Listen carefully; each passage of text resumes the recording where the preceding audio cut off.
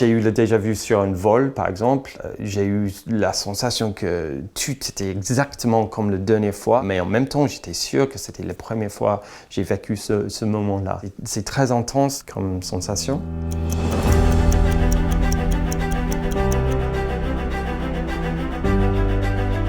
Le déjà-vu, c'est la sensation que quelque chose dans l'environnement est très familier, mais en même temps, c'est impossible que j'ai déjà vécu ce moment. L'idée, c'est que nous avons un système mnésique qui est actif tout le temps pour vérifier l'environnement.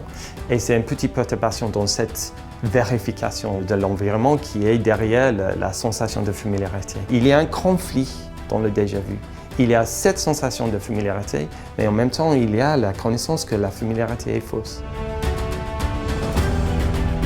Nous pensons qu'il y a deux types de déjà-vu. Il y a un déjà-vu qui est relativement rapide. Il y a le déjà vécu qui est plus fort, qui dure un petit peu plus long et qui est souvent associé avec le sentiment de prédire l'avenir. Par exemple, le déjà-vu, il y a souvent les moments juste dans une conversation où on va penser « Ah, mais j'ai déjà eu cette conversation et c'est passé comme ça ».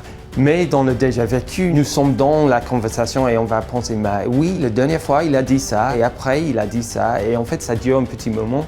Et avec cette sensation qu'on peut prédire ce qu'il va dire, par exemple. On croit que le déjà-vu, ça touche plus ou moins tout le monde, mais quand même, il y a moins de déjà-vu chez les personnes âgées. Il n'y a pas cette capacité de vraiment refléter sur le système mnésique pour générer le déjà-vu. Le déjà-vu, ça c'est un signe qu'il y a un système de fact-checking dans la mémoire. C'est-à-dire, quand nous avons cette sensation de familiarité, il y a une vérification que la familiarité est vraie. Et ça, c'est super intéressant parce que c'est un signe qu'il y a quelque chose qui va bien dans le système mnésique pour vérifier nos souvenirs.